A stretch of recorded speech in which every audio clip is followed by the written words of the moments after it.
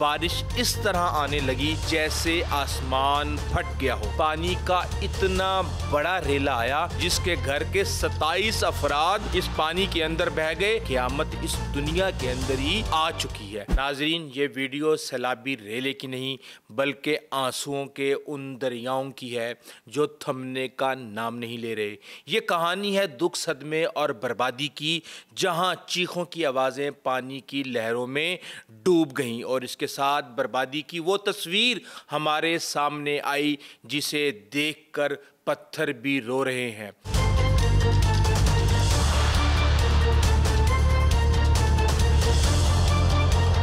ہم نے دیکھا کہ کیسے سکینہ بی بی کی پوری نسل پانی کے اندر بہہ گئی، اور ہم نے یہ بھی دیکھا کہ کس طرح یوسف اور مختار جو رات کو 3 بجے جاگے ہوئے تھے، ان کے سامنے کیسے زلزلہ آیا اور کیسے ان کے سامنے پورے کا پورا گھر اجڑ گیا، اور ایک دوست نے کس طرح اپنی فیملی کو بچایا، اور اس کے ساتھ ہی وہ بشنوئی گاؤں جس کے درمیان سے ندی گزرتی تھی لیکن وہ ندی آدھے گاؤں کو اپنے ساتھ لے گئی۔ بہت ہی خوفناک قسم کی یہ سٹوریز ہیں۔ سب سے پہلے میں آپ کو بتاتا ہوں سکینہ بی بی کی۔ زوردار دھماکہ ہوا، ہر طرف اندھیرا چھا گیا اور ایک دم سے بارش اس طرح آنے لگی جیسے آسمان پھٹ گیا ہو، اور یہ واقعہ ہے مظفر آباد سے 50 کلومیٹر دور سرلی سچا گاؤں نڑیاں کا، اور وہاں پہ ہمیں دیکھتے ہیں کہ چند ہی سیکنڈ کے اندر سب کچھ برباد ہو گیا اور نسل جو ہے وہ مٹی کے اندر دفن ہو گئی۔ سکینہ بی بی 48 سالہ سکینہ بی بی اپنے گھر کے اندر موجود تھیں کہ ان کا بیٹا نوید گھر آیا اور اس نے اپنی ماں سے چائے مانگی۔ ماں نے چائے بنانا شروع کی تو اس کو یہ پتہ چلا کہ گھر میں چینی موجود نہیں ہے۔ وہیں پہ وہ گھر سے باہر نکلی اور ساتھ ہی اپنے رشتہ داروں کے گھر چینی لینے گئی اور اس کے ساتھ اس کی بیٹی بھی ہولی۔ اور پھر جب وہ باہر نکلتی ہے تو وہ دیکھتی ہے کہ ایک بہت بڑا پانی کا ریلا اس کے گھر کی طرف آ رہا ہے۔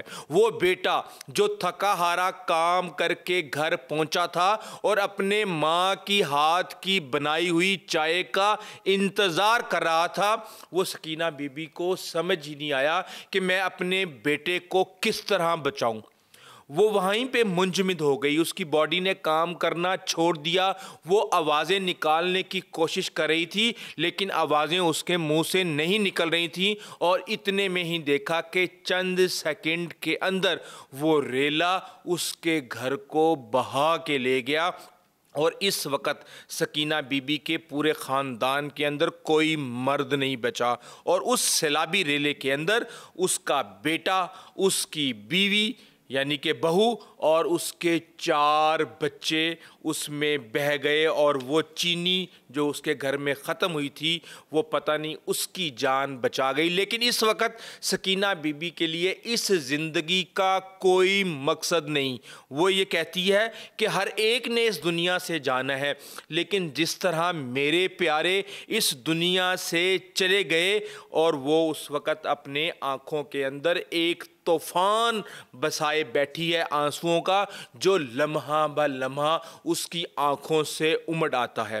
یہ ایک کہانی نہیں ناظرین، یہاں ہر گاؤں، ہر محلے کے اندر جہاں پہ یہ سیلابی ریلے آئے ہیں وہاں پہ یہی کہانیاں ہمیں نظر آ رہی ہیں۔ ایک اور کہانی میں آپ کو بتاتا ہوں۔ مانسہرہ اور بٹ گرام کے بارڈر پہ واقع ایک گاؤں، وہاں پہ ایک پہاڑی کے اوپر 8 سے 9 گھروں کا ایک کمبائنڈ فیملی سسٹم کے اندر لوگ رہتے تھے۔ 2 دوست یوسف اور مختار رات کے وقت جاگ رہے تھے۔ اب مختار کو ایک دم سے رات کو 3 بجے یہ محسوس ہوا کہ شاید زلزلہ آ گیا ہے، اور بڑے بڑے پتھر آ کے اس کے گھر کو ٹکرانے لگے۔ ऐसे में ही उसको पता चला कि ये पानी आ गया है, सैलाबी रेला आ रहा है और घर के अंदर पानी बड़ी तेज़ी के साथ ऊपर जा रहा है और घर को पत्थर तोड़ रहे हैं। वो फौरी तौर पे उसने अपनी फैमिली को लिया और घर के उस ऊंचे मुकाम पर कोने में चला गया जहां उसको ये उम्मीद थी कि पानी इस ऊंचाई पर नहीं आएगा।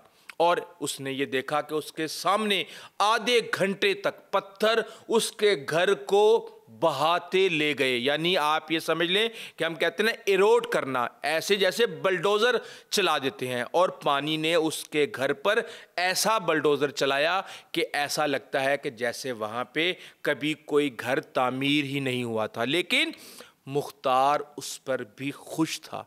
क्यों? क्योंकि वो देख रहा था कि उसके सामने वाले घर के अंदर क्या हो रहा है। यूसुफ जो उसका दोस्त भी है, घर के अंदर तकरीबन 17 से 18 अफराद थे। यूसुफ जाग रहा था। उसके घर में ऐसा ऐसा पानी उठना शुरू हुआ। उसने कोशिश की कि वो अपने घर वालों को उठाए, लेकिन अगले ही लम्हे पानी का इतना बड़ा रेला आया कि वो यूसुफ को भी अपने साथ बहा ले गया। और कुछ आगे जाके उसने एक पत्थर का सहारा लिया और वहाँ पे उसको बचाने के लिए लोग मौजूद थे और यूसुफ बच गया। लेकिन जब यूसुफ ने अपने पीछे देखा तो उसके घर के 17 अफराद उस पानी में बह चुके थे। उसके घर का कोई भी नामो निशान वहाँ पे मौजूद नहीं था। उसके बेटे, उसके पोते, उसकी बहू, उसकी पोतियाँ, यहाँ तक कि उसके घर में आए हुए 3 मेहमान, उसकी भतीजी, उसका खामिन और उसकी बच्ची, ये सब पानी में बह गए। नाजरीन, हम ये देख रहे हैं कि हर जगह पे हम जहाँ पे भी इन्वेस्टिगेट करने की कोशिश करते हैं, ऐसी ऐसी कहानियाँ हमारे सामने आ रही हैं कि इंसान सकते में चला जाता है। और इसके साथ ही आपने बुनीर के उस गांव की कहानियाँ तो सुनी होंगी जहाँ पर 80 घर थे लेकिन 50 वहाँ पर बर्बाद हो गए। मैंने अपनी गुज़िश्ता वीडियो में आपको बताया था कि किस तरह इमाम मस्जिद ने अपने घर फ़ोन किया और फिर 3 मिनट के बाद दोबारा उसने अपने घर वालों से राब्ता करने की कोशिश की, लेकिन उसका राब्ता नहीं हुआ। इसी तरह एक और शख्स जिसके घर के 27 अफराद इस पानी के अंदर बह गए, वो इस्लामाबाद में मौजूद था। उसने फ़ोन किया और उसके बाद 2 मिनट के बाद ही उसने फिर आधे गांव को फ़ोन कर दिया, लेकिन उसका फ़ोन उठाने वाला कोई नहीं था। और यहाँ पे हम ये देख रहे हैं कि हुआ ये कि सुबह का वक्त था। एकदम से ऐसा लगा जैसे एक खुश्क जगह पर बहुत बड़ा एक पानी का दरिया नीचे गिरा है। जिन लोगों ने वहाँ पे देखा वो फौरी तौर पे चलाए।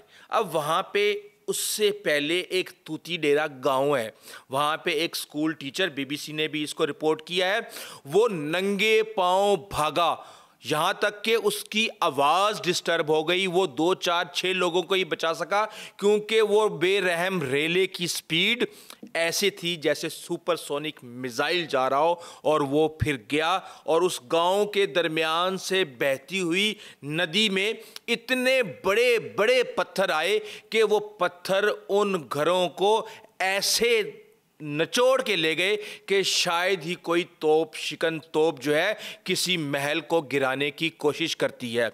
और फिर होता यह है कि उस नदी के अंदर जिस तरह पत्थर आ रहे थे वो अपने राइट और लेफ़्ट के अंदर मौजूद तमाम घरों को अपने साथ बहाए ले जा रही थी। वो बशनोई गांव जो सरसब्ज भी था, जिसके दरमियान से नदी भी चल रही थी, रेले और सैलाबी पत्थर ने वहाँ पे एक ऐसा मंजर पैदा कर दिया कि आसमानी बिजली ने वहाँ पे ऐसे लगा जैसे आसमान फट गया हो। और उसके बाद हम ये देखते हैं कि वहाँ पे तबाही का आलम है।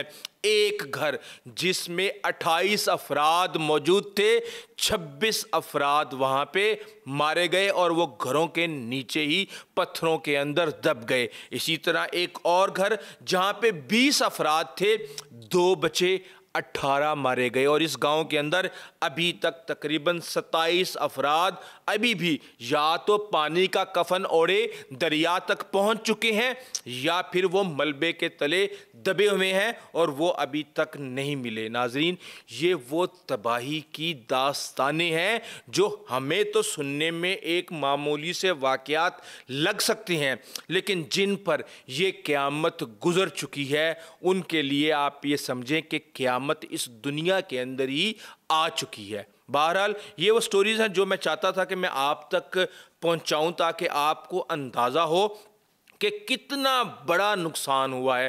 कहने को हम ये कह देते हैं कि 350 लोग मारे गए, लेकिन 350 लोग हर शख्स किसी ना किसी ख़ानदान से ताल्लुक़ रखता था, दर्जनों लोगों का भाई बेटा और बहन था, और हम ये देख रहे हैं कि उन सब की दुनिया इस वक्त तक उजड़ चुकी है। बहरहाल कोशिश करेंगे इस हवाले से आपको मज़ीद इन्फॉर्मेशन ला के दें। अभी तक के लिए इतना ही, आइंदा तक इजाज़त दीजिए। अल्लाह हाफ़िज़।